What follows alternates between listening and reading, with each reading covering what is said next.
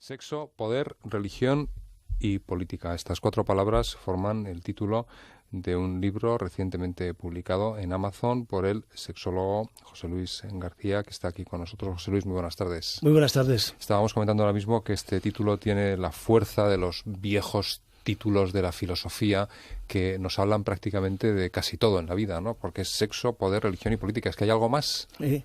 Dinero. Dinero, bien, también, pero que encaja muy bien dentro del concepto. Suele ir todo junto. Sí, dentro del concepto del poder, porque el dinero al final es una utilidad, es un instrumento que nos Suele sirve para todo realizar junto. nuestros deseos, El ¿no? sexo y el poder son dos grandes aspiraciones humanas. Casi todo el mundo aspira a tener sexo y a tener poder. En una relación de dos personas ya hay poder. Así de claro. Bueno, imagínate ahora, los partidos políticos se matan, se pelean por el poder. Ahora, lo de Podemos. Sí, bueno, hace unos meses, pues la Soraya y la Cospedal, Guerra y Felipe González. Es decir, se pelean. ¿Por qué? Porque el poder crea adicción, se perpetúa. Hablan de la erótica del poder. Pues probablemente hay algunas personas que se ponen cachondos, varones y mujeres, cuando toman decisiones respecto de la sexualidad de los demás. Aquí en Navarra, desde luego, hay algunos políticos que han sido beligerantes contra el sexo y la educación sexual, y no sé, o están obsesionados por el sexo o es que les pasa pone, algo, ¿no? les pone. Hombre, nosotros los ciudadanos de a pie, cuando vemos, por ejemplo, estas riñas tremendas por el poder, estos tremendos choques de trenes que se dan en los papeles de los periódicos y en las televisiones y en estas cosas, claro, a veces no nos acordamos de que estos choques de trenes y estos líos del poder están llevados a cabo por personas que son personas como nosotros, que tienen instintos, entre ellos instintos sexuales.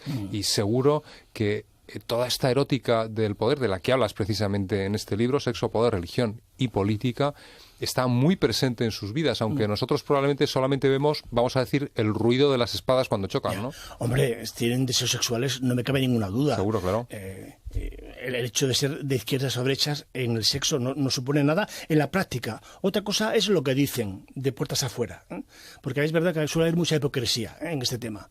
Una cosa es lo que se hace o lo que se piensa y luego lo que se dice. A veces son incluso contradictorios, ¿no? ¿Quieres decir que la gente de derechas es más hipócrita con respecto al sexo? Sí, no me cabe ninguna duda de que ha sido así, por lo menos de cara afuera. Y con respecto, yo, por ejemplo, he trabajado en centros de planning familiar durante 35 años y, por ejemplo, las hijas de la gente de derechas abortaba. Iba a Londres, quiero decir y tiene problemas sexuales. Y un poco al hilo de la bronca que hay ahora, que ha habido bronca en Navarra permanentemente. Este libro es una prueba de ello. Yo analizo 20 iniciativas que han provocado una gran polémica en Navarra. Nos preguntaremos por qué. Pues que Navarra reúne unas condiciones muy particulares que no se encuentran en otros sitios. Por ejemplo, todos los partidos políticos, cuando han llegado al poder, una de las primeras cosas que han hecho han sido cambiar los servicios de salud sexual y reproductiva. ¿Por qué no han hecho con el servicio de oftalmología? Por ejemplo. No. Bueno, es muy interesante porque, claro, segundo, nos pone encima de la mesa una cuestión en esto mismo, sin ir al segundo. En esto que nos estabas contando, nos pone encima de la mesa una cuestión muy interesante, y es que el sexo no es solamente una cuestión de salud y técnica. Hay una cuestión cultural, hay una cuestión social, y los partidos políticos, como bien dices, el poder, vamos a decirlo así, quiere intervenir, controlar, quiere influir y quiere... ¿Tú crees que controlar, no? Sí, yo creo que controlar. Históricamente ha sido así. Lo tienen más difícil ahora, pero regulan a través de normas, de leyes, la conducta sexual de los ciudadanos.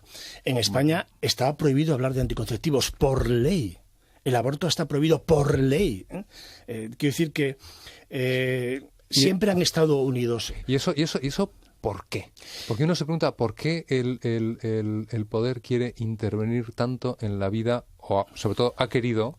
Pero bueno, sí. Ahora quizás intervenga de otra manera, podríamos hablar de la publicidad, podríamos hablar de determinadas costumbres, de muchas cosas, pero es cierto que ha habido por ley momentos en los que las mujeres especialmente han estado estrictamente sometidas, digamos, a unos criterios de conducta y a unas cosas. ¿Y eso por qué? La España posfranquista fue brutal. El nacionalcatolicismo impuso una norma brutal. ¿Qué es lo que saca el poder de eso? Mira, históricamente la religión ha sido el elemento más poderoso, ha tenido todo el poder, ha tenido la información, ¿no?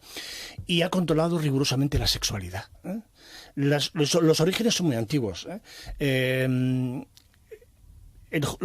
judaísmo era vamos a decir, ¿no?, una etnia nómada. Entonces una gripe, cultura, sí. una gripe pues le diezmaba a la población.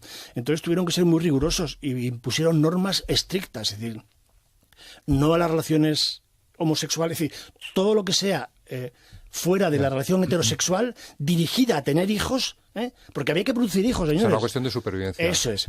Está prohibido, está incluso, hay un pasaje bíblico que mata a Dios a uno que hizo la marcha atrás, es decir, que desaprovechó el semen, ¿no? El semen era un líquido preciado, valioso, y que había que utilizar para tener hijos. Tanto como la supervivencia de la propia tribu, ¿no? Eso ha venido siglo tras siglo, y somos un producto de eso.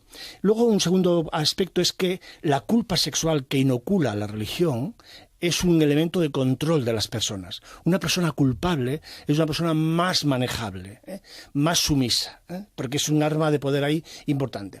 Eso lo han recogido los políticos de alguna forma y han tratado también un poco de manejar el personal, porque el sexo le interesa a todo el mundo. Han visto ahí un valor, digamos, claro, ¿no? Algo de interés. Claro. ¿No?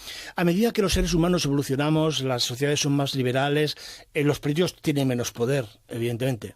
Y llegará un momento en que ojalá no tengan ninguno, excepto cuál. Yo creo que los políticos únicamente tenían que comprometerse a que todos los ciudadanos y ciudadanas tengan unos buenos conocimientos en materia de sexualidad, tengan unas habilidades apropiadas de cara a manejar ese problema. ¿No? Eso y nada más, que no se metan en lo que hacen en la alcoba los ciudadanos y ciudadanas. Cada uno hace lo que quiera, como pueda, dentro de unos límites, obviamente, de respeto escrupuloso, etcétera, y punto. Y la religión ha perdido casi todas las batallas. Está detrás de los políticos, sobre todo de los partidos de derechas, está detrás con sus valores, pero ha perdido la batalla del aborto, del divorcio, bueno, es que anticonceptivo. tal y como lo estás contando, que este ejercicio del poder de los representantes, digamos, más poderosos de la comunidad, este ejercicio sobre la vida privada de los demás es una especie de atavismo, ¿no? Es una reminiscencia de cuando teníamos mucho miedo a desaparecer, ¿no? Absolutamente.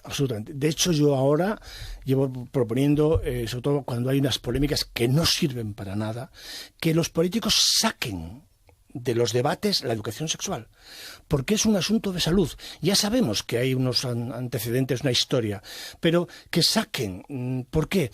Porque hurtan. La polémica no sirve para nada. Y yo creo que incluso hasta políticamente la provocan algunos partidos. ¿Para qué? Pues para montar bronca. Es decir, un profesor no va a hacer nada en su escuela si hay bronca en la calle. No voy a meter yo en esta historia cuando luego me cae alguna.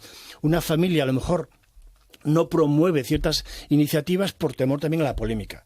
Por tanto, la polémica hurta de la educación sexual a nuestros jóvenes, a nuestros niños y niñas. Lo que es terrible. Y esto es muy importante en la sociedad en la que vivimos.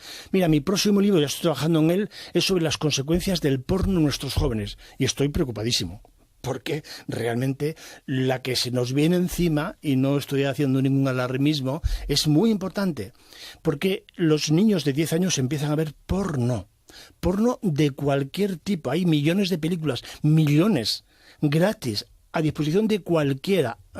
Entonces, bueno, y además hay que decir que el porno ha cambiado mucho con los años, porque, vamos a decirlo de una manera un poco sencilla, se ha endurecido el porno en las últimas décadas de una manera brutal, y de hecho, además, ha pasado a ocupar, lo cual es una cuestión muy interesante, ha pasado a ocupar territorios de la ficción que antes le estaban absolutamente vedados. Si comparamos, por ejemplo, una serie de televisión de los años 80 con una serie actual, es una barbaridad, porque en las series actuales puedes ver escenas absolutamente explícitas que podrían ser entendidas como porno hace 30 años, sí. Y que hoy nos parecen, pues bueno, pues que están haciendo el amor, no pasa nada. Perfectamente. ¿No? Ha cambiado. Claro, el porno es que tiene que recrearse para ofrecer producto, para ofrecer, originalidad, y cada vez es más raro. Es decir, ahora ya te encuentras una pareja en la copa de un pino con una cabra. Es decir, cada vez van buscando más incluso técnicas sofisticadas y con mucha calidad, con grabaciones de cámara súper... O sea, es un negocio impresionante el porno en el mundo. Lo vamos a tener ahí siempre. Es muy difícil controlarlo. Pero lo que sí podemos hacer es controlar la formación que tienen nuestros hijos y nuestras hijas, dándole al menos una que pueda contrastar con la que tienen, que la van a tener siempre. Pero, lógicamente, los adolescentes cuando se ponen a ver porno no se lo cuentan a sus padres. Oh, claro, por supuesto que sí. O sea, que uno tiene hijos adolescentes y no sabe si ven porno o no. Tienen que saber que las películas que más se ven sus hijos son las películas de sexo en grupo. Es decir, una chica es violada, penetrada por 4 o 5 chicos, y después de darle unos azotes la chica se vuelve una loba sexual. Ese es el guión literario de la película porno, de muchas películas porno. Entonces, no nos extrañe de que haya manadas, no nos extrañe nada, porque es que tiene a su disposición modelos de comportamiento.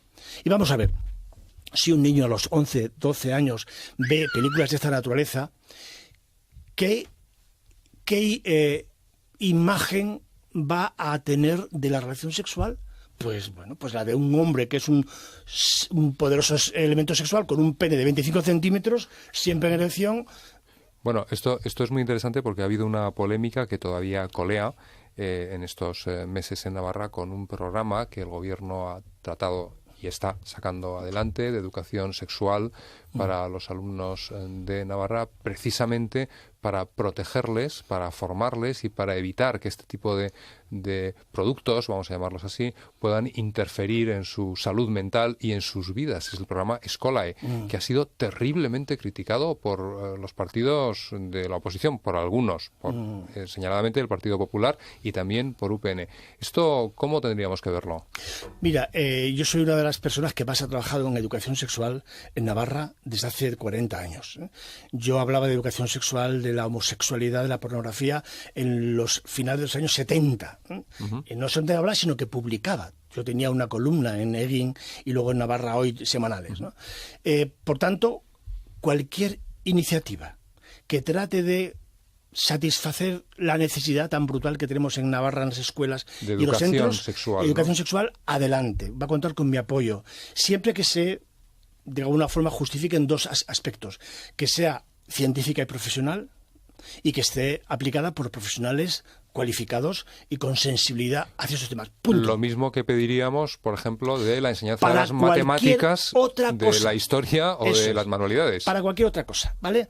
Entonces, desde esa perspectiva, adelante, me parece muy bien y me llena de alegría que esto ocurra. Yo no conozco el programa Escolae, no he participado en él, no sé quién lo ha hecho, pero si se ajusta a esos planteamientos, adelante. Porque necesitamos programas de ese tipo. Nuestros chicos lo están pidiendo a gritos. Bueno, además es muy curioso porque tú has trabajado, como decías, desde hace décadas en el territorio del psicólogo clínico, has trabajado como sexólogo durante muchísimos años y este libro, Sexo, Poder, Religión y Política, se fija mucho en Navarra, se fija mucho en la historia, vamos a decir, del tratamiento que se le da a la sexualidad en Navarra. Y esto es muy interesante porque nos acerca mucho a nuestro entorno más próximo y nos dice cómo hemos cambiado. Y esa es la pregunta. ¿Cómo hemos cambiado en estos 30 o 40 años en los que tú has estado viendo qué es lo que hacemos los navarros en nuestra vida privada?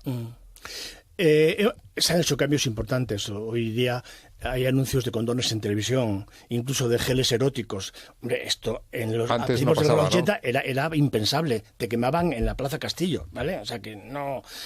ha habido una evolución deseable y estupenda, ¿no?